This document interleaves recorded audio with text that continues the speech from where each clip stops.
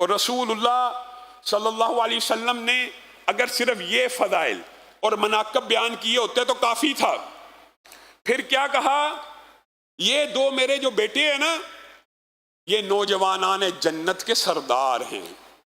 آپ حیران رہ جائیں گے، بعض صحابہ نے رسول اللہ صلی اللہ علیہ وسلم کے اس انداز کو بھی، اور اس میں حضرت ابو ہریرہ کی روایت بھی شامل ہے، اس انداز کو بھی نقل کیا کہ رسول اللہ صلی اللہ علیہ وسلم ایک دن کھیلتے کھیلتے اپنے بچوں کے ساتھ دوڑ لگانے لگے.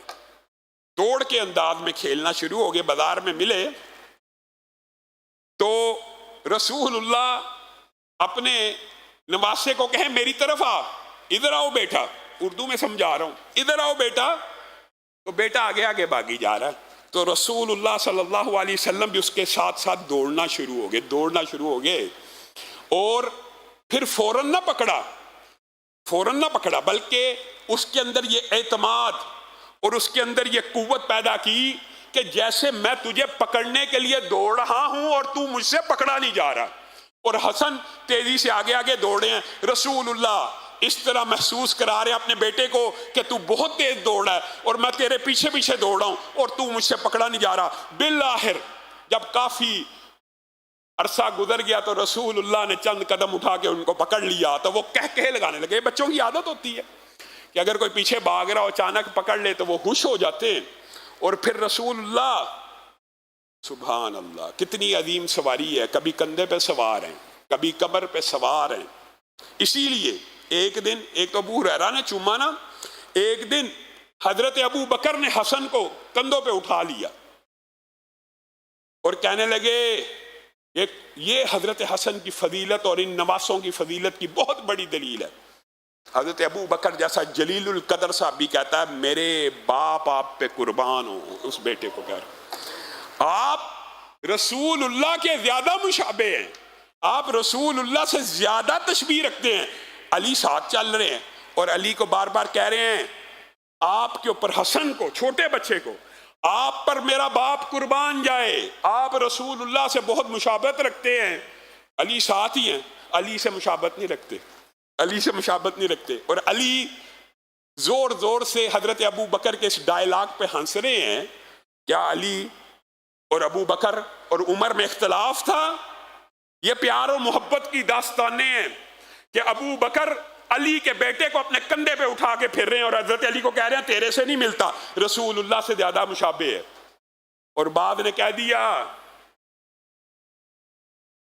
سبحان اللہ، بعد نے کہہ دیا کتنی عمدہ سواری ہے. حضرت ابو بکر کے دل پہ یہ بات لگ گئی. حسن کو کتنی عمدہ سواری ملی ہے. حضرت ابو بکر نے کہا تم سواری کی بات کرتے ہو، یہ دیکھو سوار کتنا عمدہ ہے. سواری کی بات کرتے ہو، سوار دیکھو.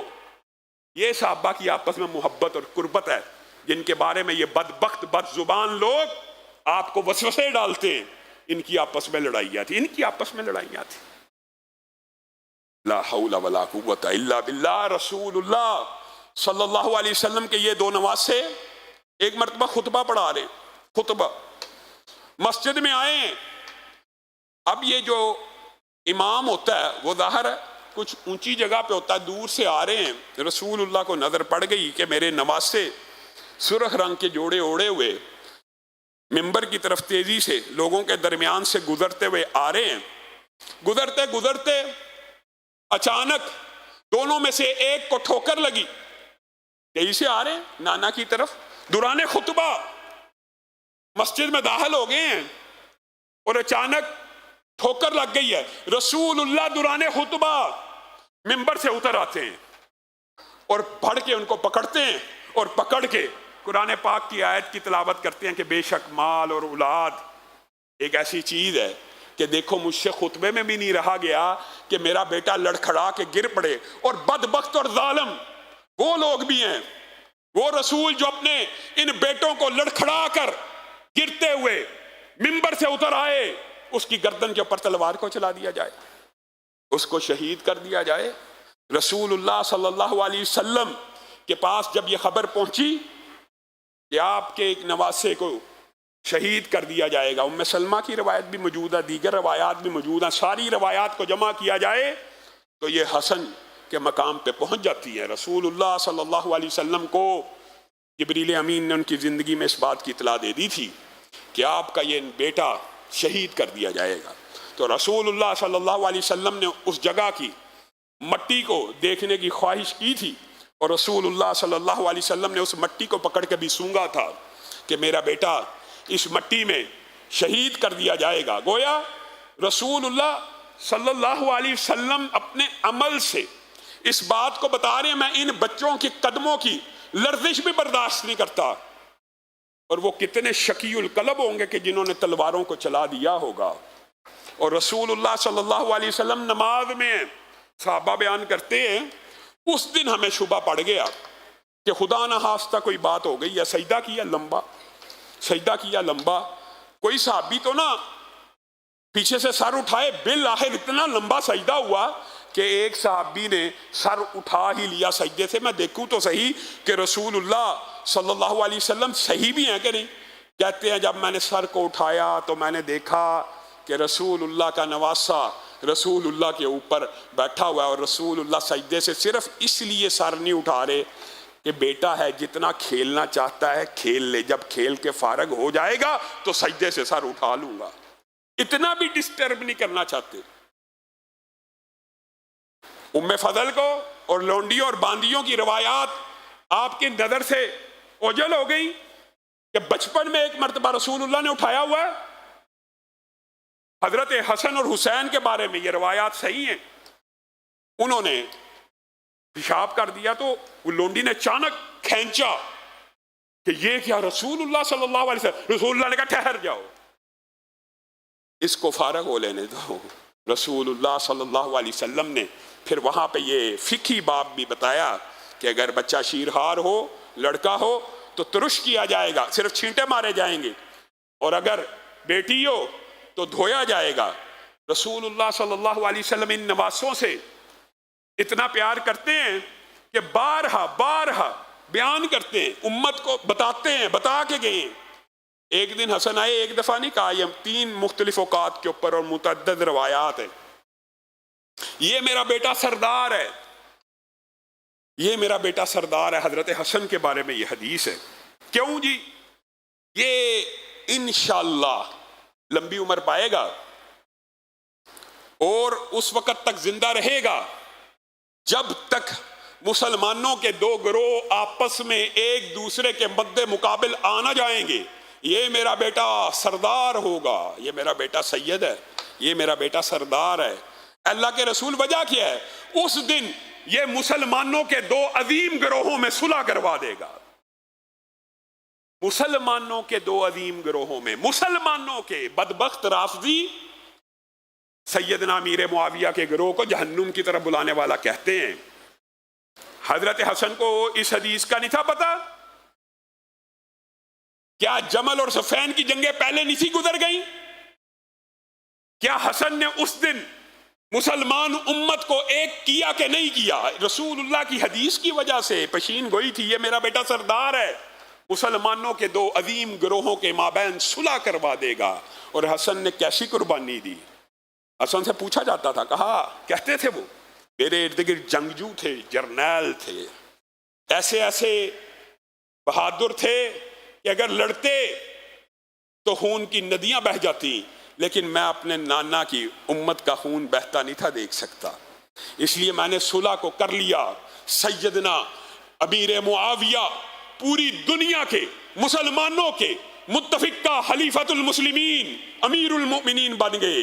حسن کی اس ایک تدبیر سے امت میں جو اختلاف سیاسی چلا آ رہا تھا اسی دن ختم ہو گیا، اس لیے کہ رسول اللہ نے کہا تھا یہ میرا بیٹا سردار ہے، اور یہ مسلمانوں کے 2 عظیم گروہوں کے مابین صلح کروا دے گا۔ اسی صلح کے نتیجے میں امت نے جو فتوحات کی وہ ساری آپ کے سامنے ہے کہ سیدنا امیر المومنین امیر معاویہ کے دور میں کیسی فتوحات ہوئی، کس طرح اسلام پھلا پھولا۔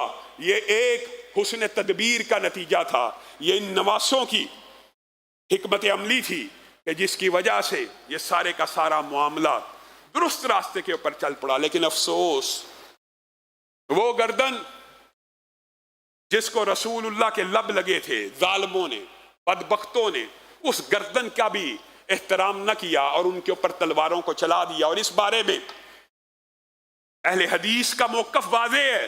اہل سنت کی اکثریت بھی اسی بات کی قائل ہے کہ سیدنا حسین کو ان کوفیوں نے شہید کیا جنہوں نے خط لکھ لکھ کے بلایا تھا. پکڑے جانے کے اندیشے پہ سیدنا حسین سے غداری کی.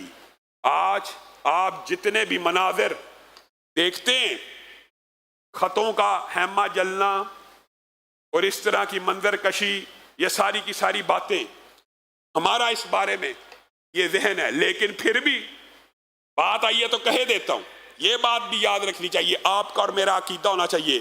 رسول اللہ صلی اللہ علیہ وسلم نے یہ بھی فرمایا تھا، اے اللہ میں حسن سے اور حسین سے محبت کرتا ہوں. اللہ سے گزارش کر رہے ہیں، اے اللہ میں حسن اور حسین سے محبت کرتا ہوں. اے اللہ جو ان دونوں سے محبت کرے تو بھی اس سے محبت فرما. حسن و حسین کی محبت بھی ایمان کا حصہ ہے، جس طرح صحابہ کی محبت ایمان کا حصہ، جس طرح ابو بکر و عمر و عثمان کی محبت سکھانی چاہیے، اسی طرح اپنی اولاد کو حسن و حسین کی محبت بھی سکھلانی چاہیے. بات آئی ہے تو یہ بات بھی سن لیجئے. لوگ کہتے ہیں جی یہ جی قاتلین حسین کے ہمدرد. اہل سنت کے اوپر یہ بہت بڑا الزام ہے. ایسے جھوٹے الزاموں کے اوپر بھی لعنت ہے کہ یہ کس قسم کا بہتان ہے.